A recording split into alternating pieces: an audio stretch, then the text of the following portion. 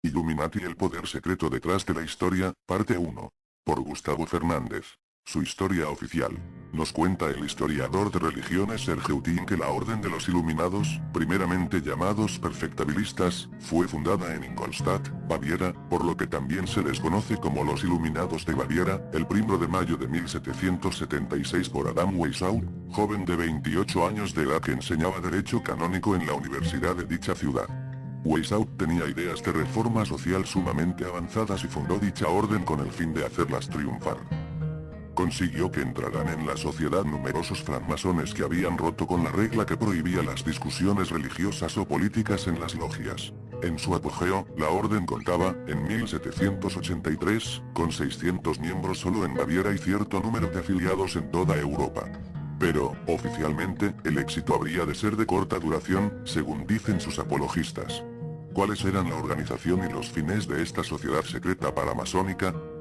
Grados. Los grados formaban una jerarquía de 3 series sucesivas, debida a Weishaupt y a sus amigos. 1. Almáciga A. Preparatorio B. Novicio C. Minerval D. Illuminatus Minor.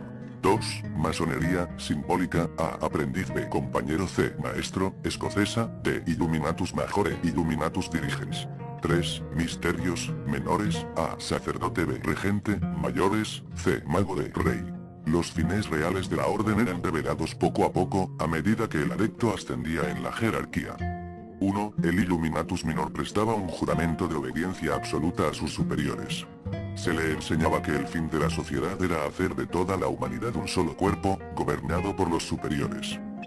2. El Illuminatus Dirigens prometía luchar contra la superstición, la maledicencia y el despotismo, y hacerse el campeón de la virtud, de la sabiduría y de la libertad. 3. En el grado de sacerdote, se ponía al candidato aún más al corriente de las doctrinas de la orden. En ella se decía que el mejor medio para verse libre de dirigentes inoportunos era proceder mediante la operación de una sociedad secreta que apuntara a apoderarse de todos los poderes del Estado. Príncipes y sacerdotes debían ser exterminados. El patriotismo habría de ceder lugar al cosmopolitismo. 4. En el grado de mago, se predicaba el panteísmo materialista. Dios y el mundo no son más que uno, escribiría Weishaupt. Todas las religiones son igualmente sin fundamento, puros artificios inventados por ambiciosos.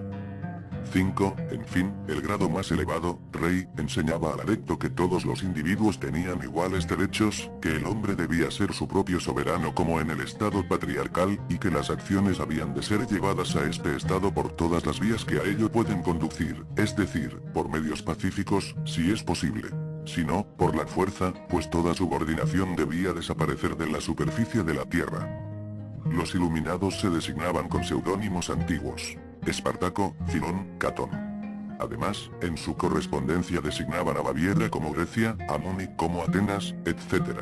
Fin último perseguido por los iluminados. El fin último de los iluminados era nada menos, al fin y al cabo, que la anarquía, en el sentido filosófico del término. He propuesto, decía Weishaupt, una explicación de la francmasonería, ventajosa desde todos los puntos de vista, por cuanto se dirige a los cristianos de todas las confesiones, los libra gradualmente de todos los prejuicios religiosos, cultiva y reanima las virtudes de sociedad por una perspectiva de felicidad universal, completa y rápidamente realizable, en un estado donde florecerán la libertad y la igualdad, un estado libre de los obstáculos que la jerarquía, la clase, la riqueza, arrojan continuamente a nuestro paso. No tardará en llegar el momento en que los hombres serán dichosos y libres. Anotemos, al pasar, que ciertos historiadores han atribuido a la francmasonería propiamente dicha los propósitos de los iluminados que, al contrario, trataban de confiscar la institución en provecho propio. Así, B. Fabre escribe en un iniciado de las Sociedades Secretas Superiores, París, 1913, para caracterizar la finalidad de los masones. Nada de autoridad, así pues, nada de gobierno. Nada de leyes, de modo que nada de legislador. Nada de familia. Nada de sociedad. No más nacionalidades. No más fronteras, no más patrias. Disolución de la orden. Los progresos de la orden fueron muy grandes después de la adhesión, en 1782, de un francmasón ilustre, el barón von Knigge, que fue jefe del Círculo de Westfalia, pero Knigge se cansó pronto, dicen, de los modales autoritarios de Weishaupt, y en compensación lo acusó de fanatismo y de mojigatería, diciendo que había dejado una parte demasiado grande al elemento religioso en el ritual, principalmente por el festín de amor, celebrado con motivo del grado de Illuminatus Dirigens, en el curso del cual J.N., es decir, Jesús de Nazaret, era invocado como fundador de la orden. Por último, el barón se retiró de la sociedad que en ese momento estaba seriamente amenazada. Ya en 1787 el elector de Baviera había ordenado una investigación sobre esa orden cuyos designios revolucionarios comenzaban a conocerse. Después de la defección de Knigge, 4 afiliados, alarmados, se asustaron y fueron a revelar todo al elector, declarando que la orden abjuraba del cristianismo, que se entregaba a placeres epicúreos, justificaba el suicidio, repudiaba el patriotismo y la lealtad como prejuicios de espíritus estrechos, condenaba la propiedad privada, permitía que se hiciera el mal cuando de él había de salir un bien, y en fin, colocaba los intereses de la orden por encima de toda otra consideración. En 1785 quedó solo oficialmente disuelta. Weishaupt fue destituido de su cátedra y expulsado de Baviera, así como otros 3 altos dignatarios. ¿Pero fue ese el fin? Ya veremos que no. Por otra parte, es evidente que además de la actividad exotérica, pública, de la sociedad, hay una profunda raigambre hermética. Solo un no iniciado como Sergeutin simplemente aceptaría ciertos datos históricos sin ver más allá. O, en otros términos, creer que un tal Adam Weishaupt era realmente el nombre del jefe de la orden. Adam Weishaupt. Adam que nos hace pensar, quizás no tanto en el Adam simplista del catecismo escolar, sino en Adam Kadmon, el hombre universal arquetípico de la cábala hebrea. Y Weishaupt, que significa, después de todo, cabeza de sabio. ¿Es solo mera casualidad o hay aquí un mensaje? Como el mítico Christian Rosenkreuz, a fin de cuentas, alguien a quien se le supuso una historia, un nacimiento, una vida, una muerte, pero eso resultó ser solo literatura para ignaros. Cualquier estudiante de rosacrucismo sabe de la alegoría. Bueno, sí. Cedo a la tentación. Vuelvo a citar a Faber-Kaiser. Es marcada la influencia de los preceptos de los iluminados en la inminente Revolución Francesa. Se dice que Mirabeau y el duque de Orleans, el futuro Felipe Igualdad, habían estado afiliados a la misma. Así, en carta dirigida a Mazzini con fecha del 15 de agosto de 1871, hace más de un siglo, Pitt le comunica que la Primera Guerra Mundial se debía generar para permitir a los iluminados derrocar el poder de los zares en Rusia, y transformar este país en la fortaleza del comunismo ateo. Las divergencias provocadas por los agentes de los iluminados entre los imperios británico y alemán, y también la lucha entre el pangermanismo y el paneslavismo, se debían aprovechar para fomentar esta guerra. Una vez concluida, se debía edificar el comunismo y utilizarlo para destruir otros gobiernos y debilitar a las religiones. La Segunda Guerra Mundial debía fomentarse aprovechando las diferencias entre fascistas y sionistas políticos. La lucha debía iniciarse para destruir el nazismo e incrementar el sionismo político, con tal de permitir el establecimiento del Estado soberano de Israel en Palestina. Durante la Segunda Guerra Mundial se debía edificar una internacional comunista lo suficientemente robusta como para equipararse a todo el conjunto cristiano. En este punto se la debía de contener y mantener, para el día en que se la necesitase para el cataclismo social final. La Tercera Guerra Mundial se debe de fomentar aprovechando las diferencias promovidas por los agentes de los iluminados entre el sionismo político y los dirigentes del mundo musulmán. La guerra debe de orientarse de forma tal que el Islam y el sionismo político se destruyan mutuamente, mientras que otras naciones se verán obligadas a entrar en la lucha, hasta el punto de agotarse física, mental, espiritual y económicamente. Desandemos este sendero. La Comisión Trilateral es una agrupación de personas privadas de las altas finanzas, del mundo de los negocios y de la política, procedentes de Norteamérica, Europa Occidental y Japón, que brinda a la élite procedente de la masonería de las distintas orientaciones unas posibilidades de encuentro, con vistas a una colaboración secreta que abarca todo el mundo. El objetivo ideológico de la Comisión Trilateral es el mismo que el del Council for Foreign Relations, Consejo para Relaciones Exteriores, fundado en 1921 por el banquero norteamericano Morgan, y conocido también como el Gobierno Invisible. El sector político entronca con los iluminados, que son altos grados de la masonería. Hay escasamente unas 100 organizaciones que pertenecen al mundo de la masonería. se explica por esta trama secreta de planificación del destino de la humanidad, el que Karl Marx escribiera sus obras londinenses por encargo de Nathan Rothschild, cuyo apellido significa escudo o protector de los rojos. Los cheques con los que le pagó pueden verse en el Museo Británico. Marx participó en la fundación de la Primera Internacional en 1864. La idea del alemán Adam Weishaupt, que fundó la cúpula de los Iluminados el 1 de mayo de 1776, era el camino a través de la anarquía. El que su fundación tuviese lugar el día siguiente de la noche de Walpurgis, y el hecho de que este día fuera consagrado mundialmente festivo el Día del Trabajo aclara todavía más la estrecha relación que existe. El hecho que además el sello de los Iluminados aparezca con la fecha de 1776 en el dólar americano, asombra a aquellos que no saben que Washington fue tan masón como su rival Jefferson. Si hablamos del poder efectivo, debemos mencionar a los Rockefeller y más importantes aún a los Rothschild. En sucesión ascendente siguen los Bilderberger, un club formado en mayo de 1954 e integrado por los 500 hombres y organizaciones más ricas e influyentes del mundo, que se propone la instauración del nuevo orden mundial. La constante esotérica. Mencionaba unas cuantas líneas atrás que pareciera haber una continuidad esotérico-histórica a través de las edades. Tratemos de rehacer ese recorrido lineal.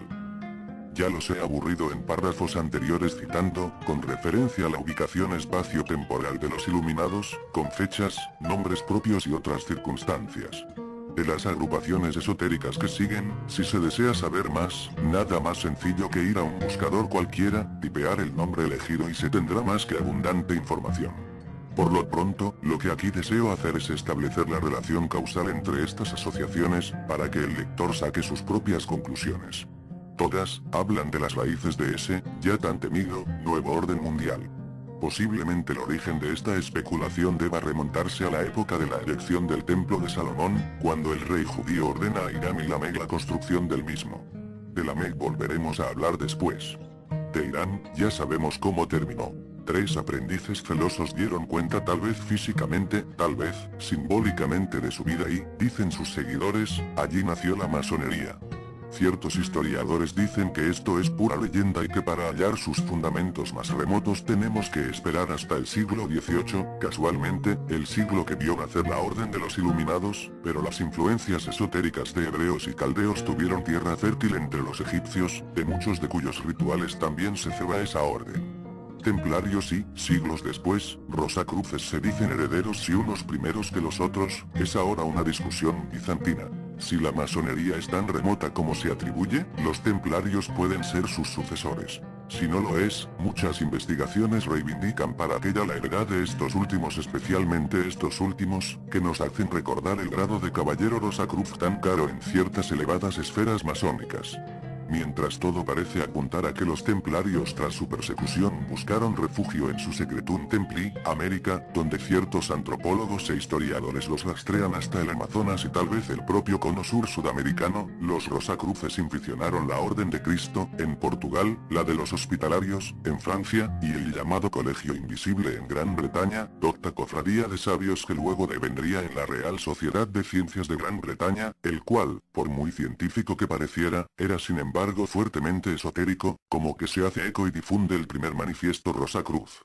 Recordemos que a esta sociedad perteneció Francis Bacon, genio enciclopédico y presunto autor de las obras de Shakespeare, cuya mansión es llamada por sus allegados el Temple y que sostenía en sus obras que el verdadero poder mundial estaba en manos de quienes él denominaba los 3 superiores desconocidos, líderes de una sociedad conocida como el Templo de Salomón.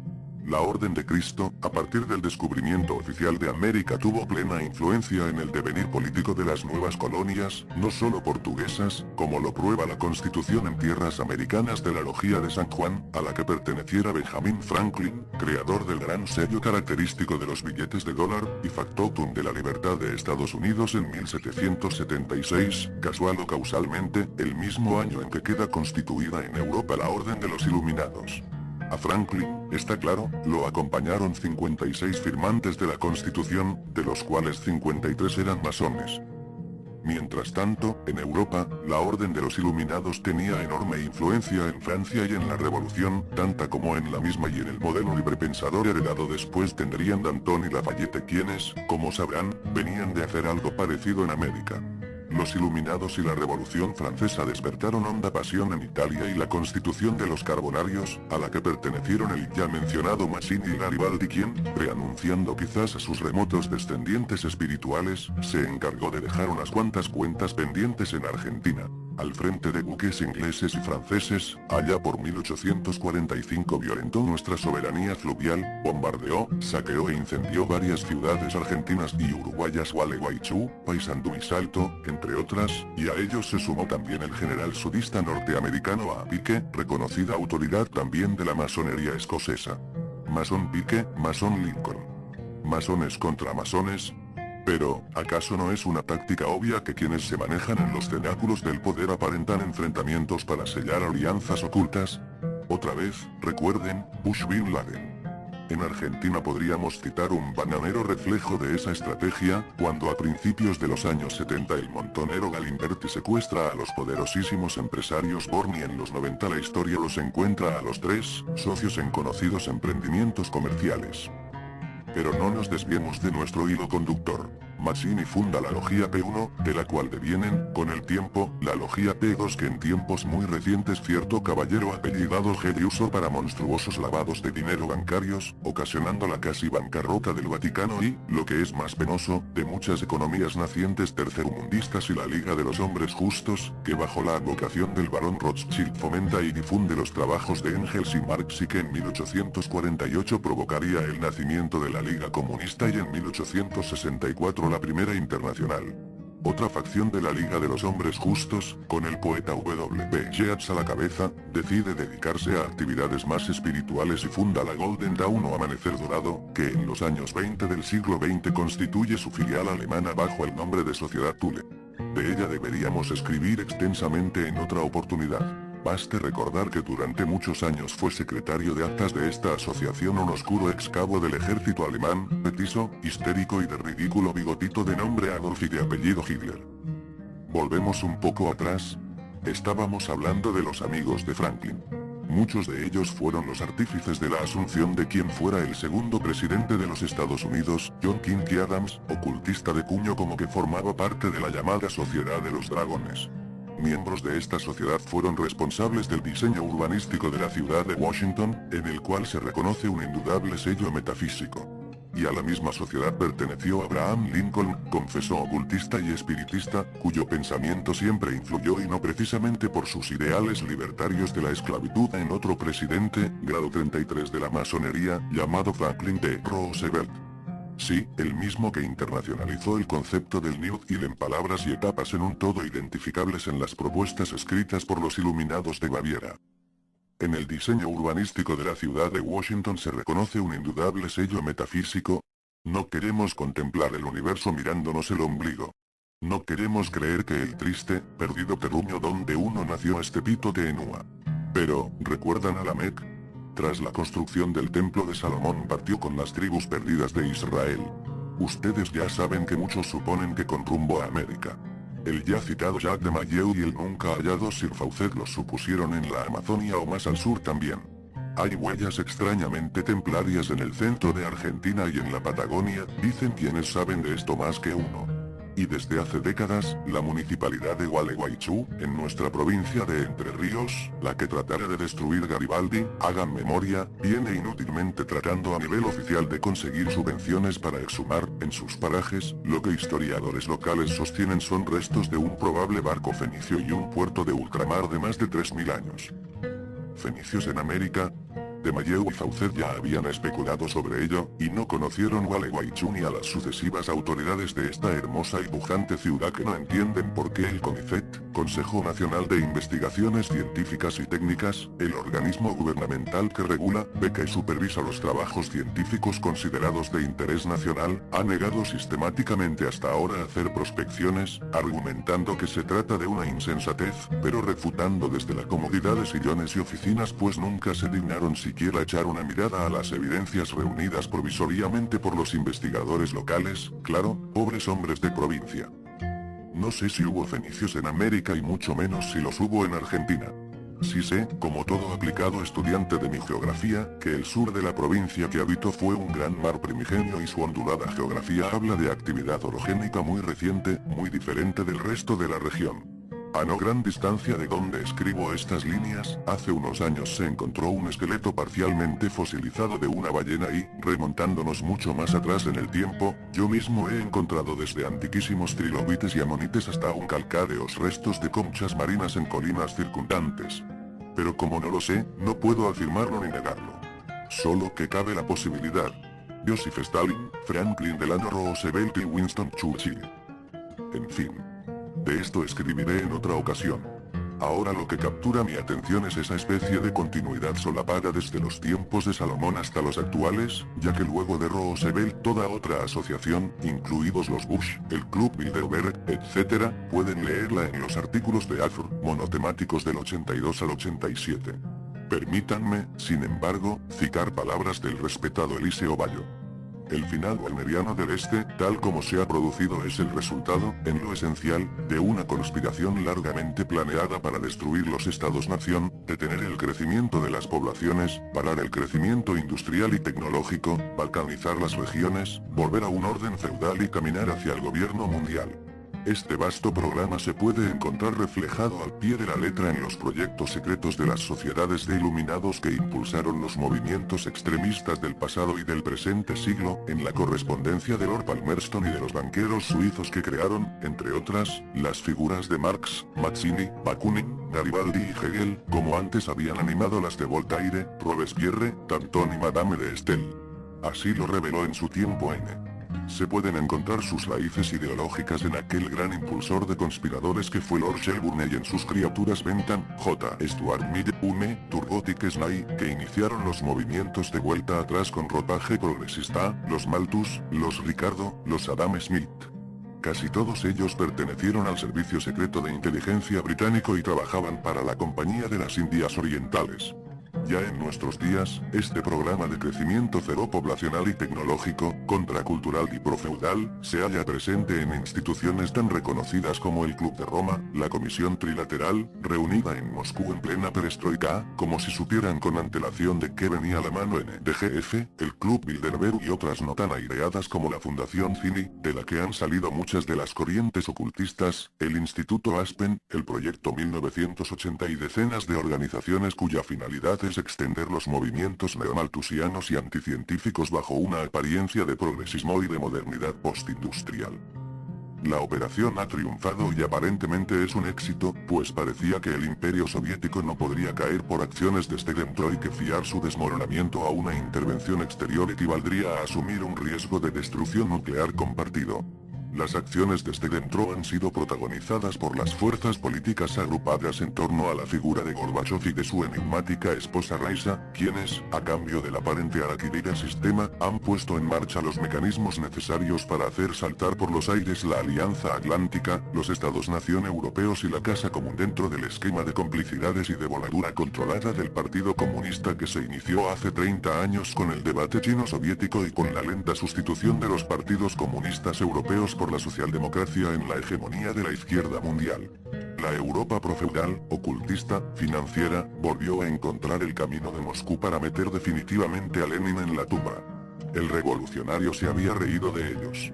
Hizo peligrar los intereses coloniales de Gran Bretaña y los intereses financieros de las grandes familias oligárquicas radicadas en Venecia, Génova y Lombardía. Para estos círculos había resultado prioritaria a comienzos de siglo la mutua destrucción de Rusia y de Alemania. Antes habían orquestado la guerra ruso-japonesa e inducido a Rusia a librar guerras contra Austria y Turquía para que se destruyeran mutuamente. El servicio de inteligencia del Kaiser recurrió a los servicios de Parbus para tratar de parar la guerra. Se esperaba que Lenin sirviera de elemento desestabilizador del Estado zarista, que ayudaría a extender a Alemania el fermento radical, que se adheriría a la estrategia anglo-veneciana de desmembrar a Rusia, a Turquía y al Imperio Austrohúngaro, para hacer de ellos un amasijo balcanizado de pequeños estados regionales en permanente conflicto, lo que parece que va a ser el mapa de la región entre fines del siglo XX y principios del XXI. Alexander el Pan Pardus, patrón de Trotsky en 1905 y de otros muchos líderes bolcheviques en 1917, trabajaba en realidad para el más importante y hermético político veneciano de la época, el conde Volpe di Misurata, el artífice de ese enclave ficticio llamado Libia y coordinador de las guerras balcánicas que condujeron a la Primera Guerra Mundial. Lenin se montó en el tren de Pardus, entró clandestinamente en Rusia, pero no respondió a lo que se esperaba de él. Curiosamente, el siglo XX va a acabar casi como empezó, si se mira atentamente el mapa. Muy pocas de las grandes familias oligárquicas que dirigían el mundo entonces dejan de hacerlo hoy. Disponen de más poder y más sofisticado.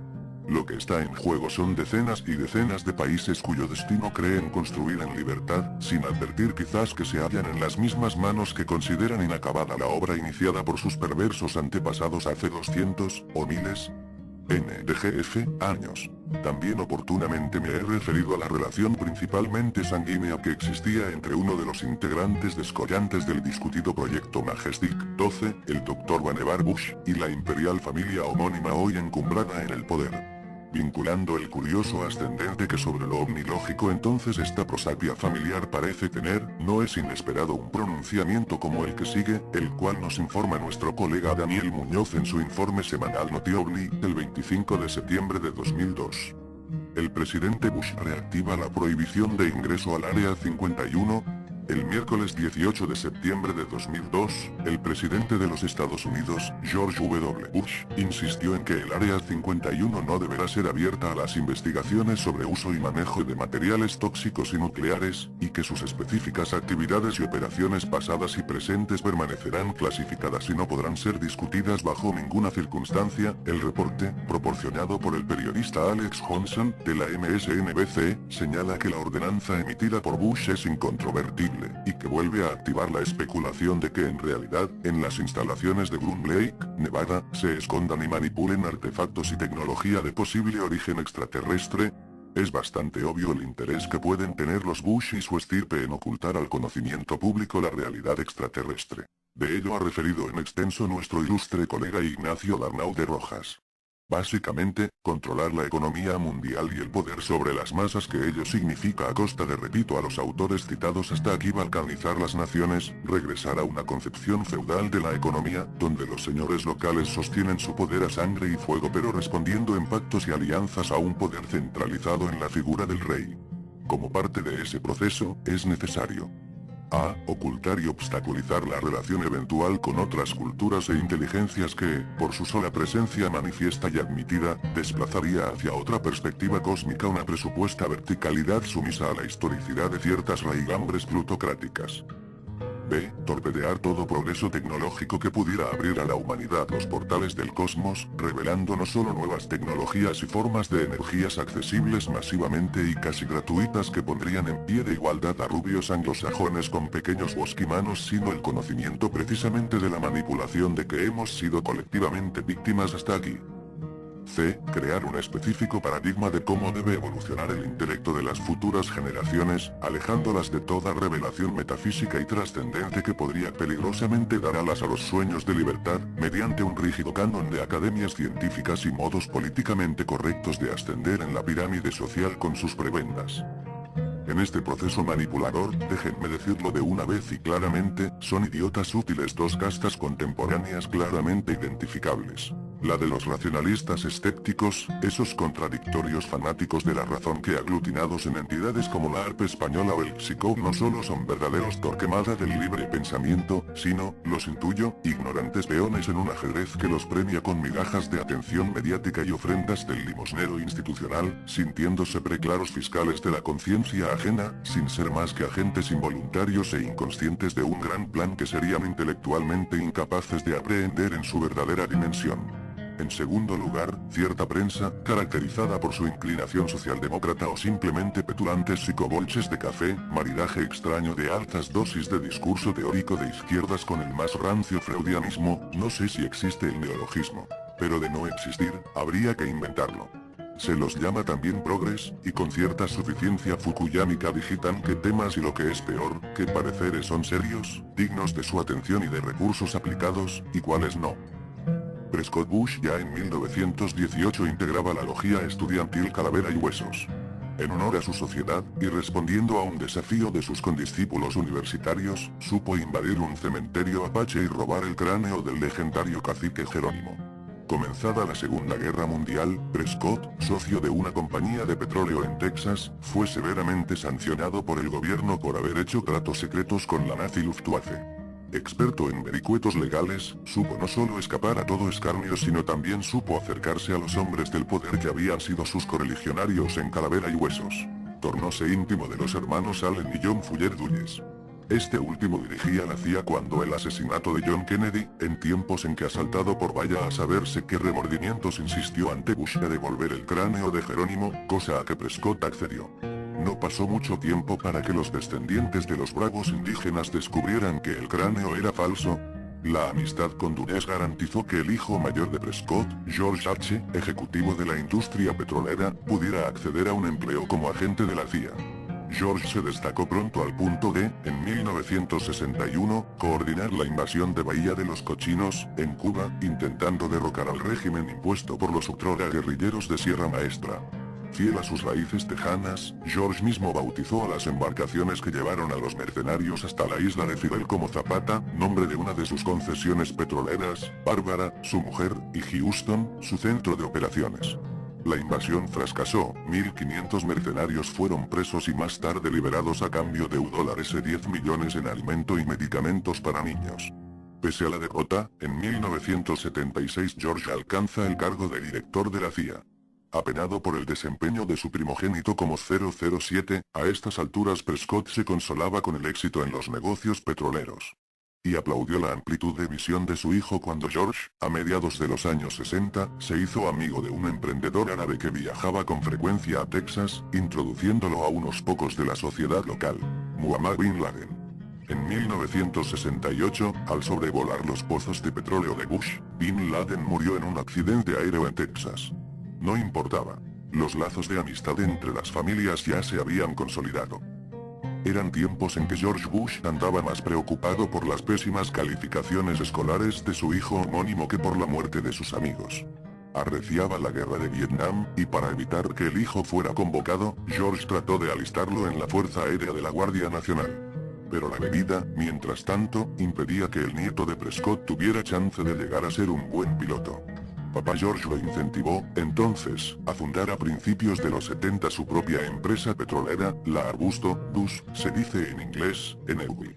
Gracias a los contactos internacionales que el padre mantenía desde los tiempos de la CIA, George hijo buscó las inversiones de Caleb bin Mahfouz y Salem bin Laden, este último el mayor de los 52 hijos dejados por el fallecido Muhammad. Mahfouz era banquero de la familia real saudita y casado con una de las hermanas de Salem. Esos vínculos familiares permitieron que Mahfouz llegase a presidente de Knesset Relief, una ONG árabe en la cual trabajaba uno de los hermanos de Salem, Osama. Al tiempo, Arbusto llamó a convocatoria de acreedores y renació con el nombre de Bush Exploration y, más tarde, Spectrum 7. Tales mudanzas fueron suficientes para impedir que la bancarrota amenazara al joven George W. Bush. Salem bin Laden, fiel a los lazos de familia, fue en socorro de su amigo, comprando $600,000 en acciones de Erken Energy, que asumió el control de Spectrum 7. Y firmó un contrato de importación de petróleo por un valor de $120,000 anuales. Las cosas mejoraron para el nieto del viejo Prescott, que logró embolsar $1 millón y obtuvo un contrato con el Emirato de Bahrein, el cual dejó a eso mordiendo el polvo. En diciembre de 1979, George H. Bush viajó a París para un encuentro entre republicanos y partidarios moderados de Khomeini, en el cual se trató la liberación de los 64 rehenes norteamericanos secuestrados en noviembre en la Embajada de los Estados Unidos en Teherán. Se buscaba evitar que el entonces presidente Jimmy Carter se valiese del episodio al punto de perjudicar las pretensiones presidenciales de Ronald Reagan, a fin de cuentas, otro paladín del New Deal. Y, de hecho, Papá George hizo el viaje a la capital francesa de bordo del jet privado de Salem bin Laden, entonces su gran contacto con el mundo islámico. En 1988, Salem, como su padre, falleció en un accidente aéreo. En aquel mismo año, de 1979, los soviéticos invadieron Afganistán. George, que coordinaba las operaciones de la CIA, recurrió a Osama, uno de los hermanos de Salem, quien aceptó infiltrarse en Afganistán, para, supervisado por la agencia de inteligencia, fortalecer la resistencia afgana contra los invasores comunistas. Si quieren cotejar los datos dados hasta aquí, pueden consultar el libro Un hijo afortunado. George W. Bush y la fabricación de un presidente americano, de Steve Hatfield. Todo lo que sigue es ahora historia harto conocida. Así como el abuelo Prescott fue por la cabeza de Illuminati y el poder secreto detrás de la historia, parte 2. Por Gustavo Fernández. ¿Simple paranoia o plan global? Por definición es imposible tener siquiera, hoy por hoy, una perspectiva completa y correcta de las estrategias de los iluminados. Sin embargo, podemos inferir que ciertos hechos aparentemente inconexos entre sí guardan empero una estrecha relación, en orden de condicionar el giro. Tal vez sea exagerado hablar aquí de evolución, de nuestra civilización tras sus objetivos.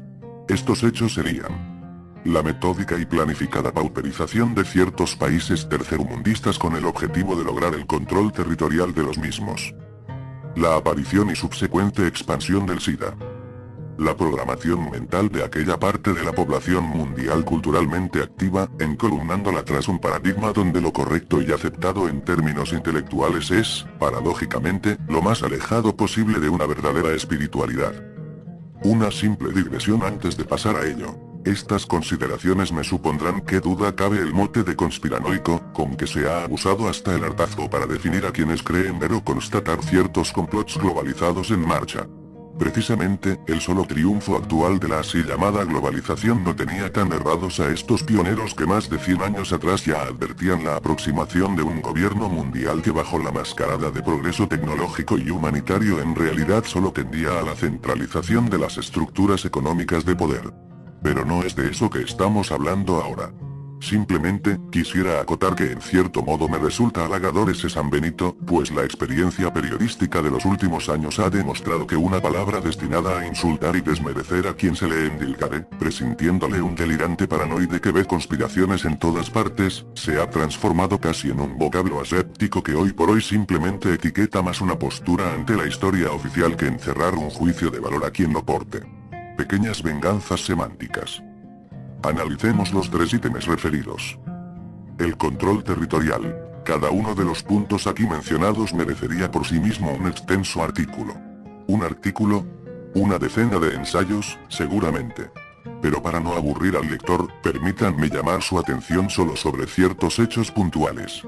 Por ejemplo, y mirando hacia la falta de cultura democrática.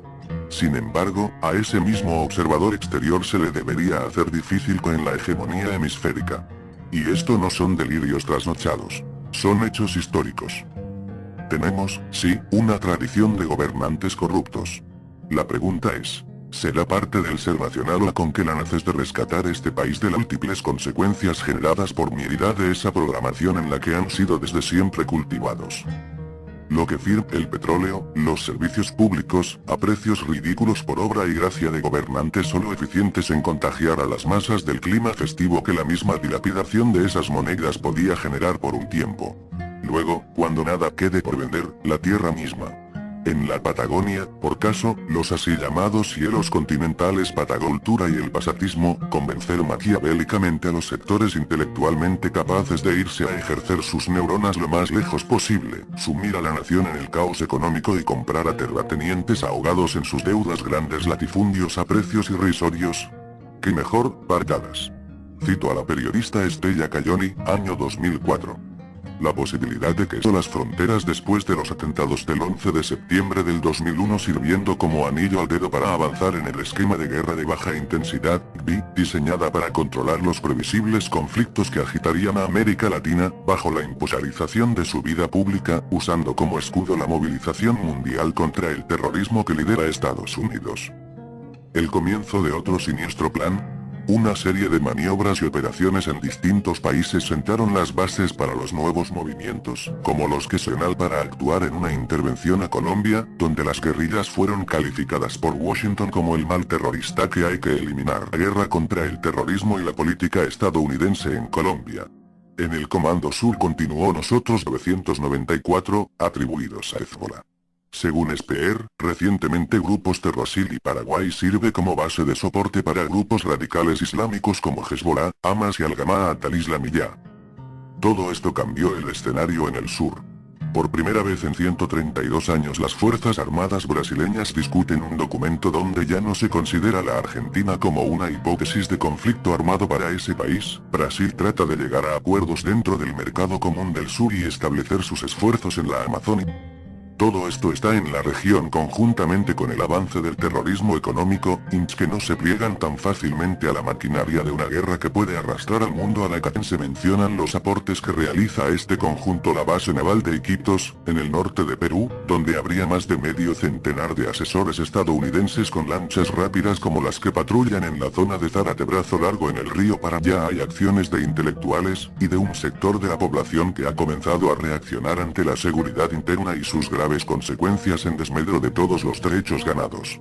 Ser gendarme en un mundo Ánica, Sibam, inaugurado a mediados de septiembre por el presidente Fernando Henrique Cardoso, vuelve a ser objeto de escándalos como en 1996, cuando costó el puesto de algunos funcionarios. El sistema, que integra radares, aviones y bases móviles y fijas, fue montado por la cuarta mayor empresa de datos que cubre la selva del Amazonas. Y podrá rastrear cualquier avión que entre en el espacio aéreo brasileño por la extensa frontera seleño. El diario Paulista cita al teniente brigadier Marcos Antonio de Oliveira, hoy jefe del Estado Mayor de la Aeronáutica, como uno de los artífices de ese triunfo.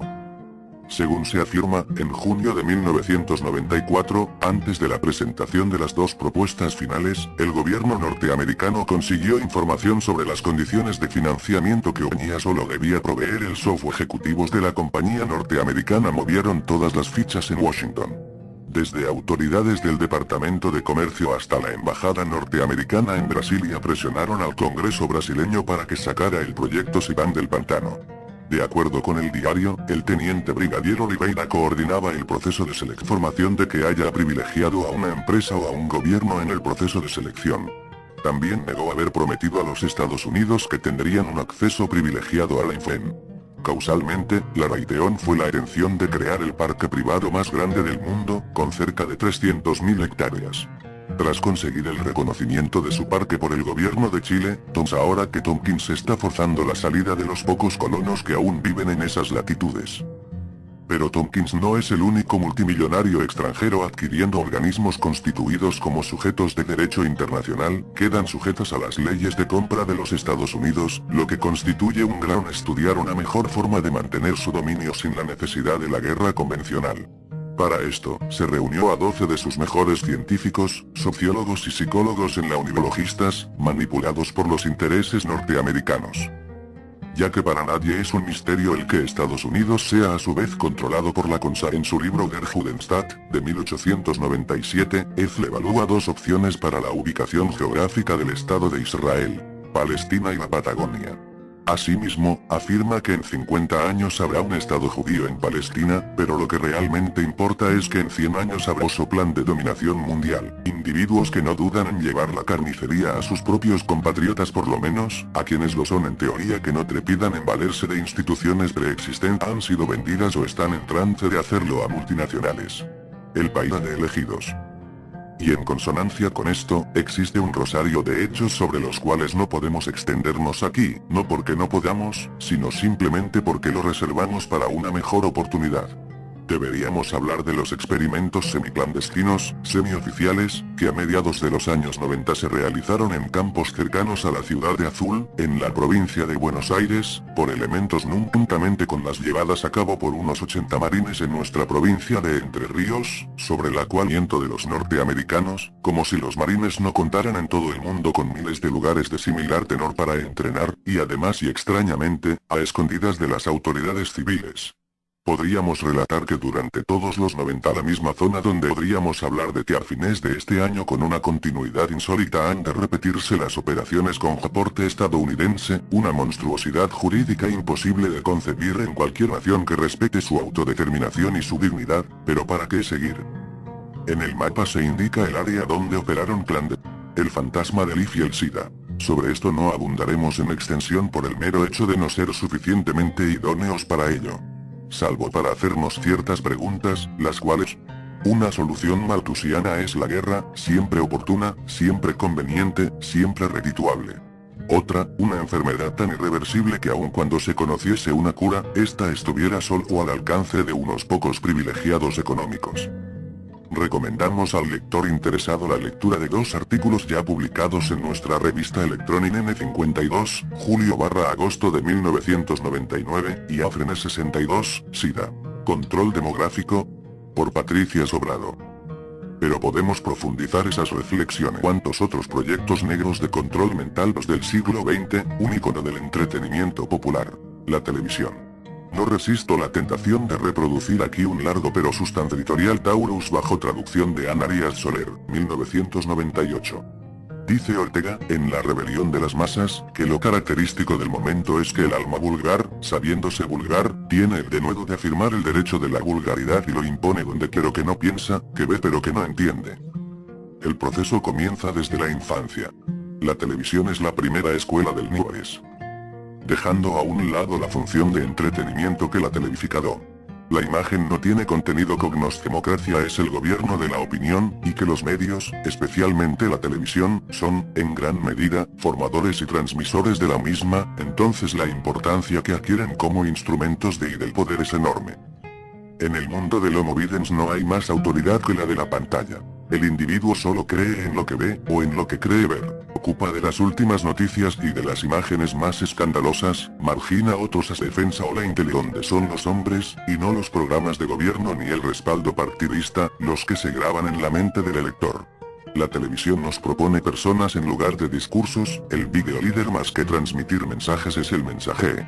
La política, por televisión, requiere de personajes, se fundamenta en la exhibición de rostros.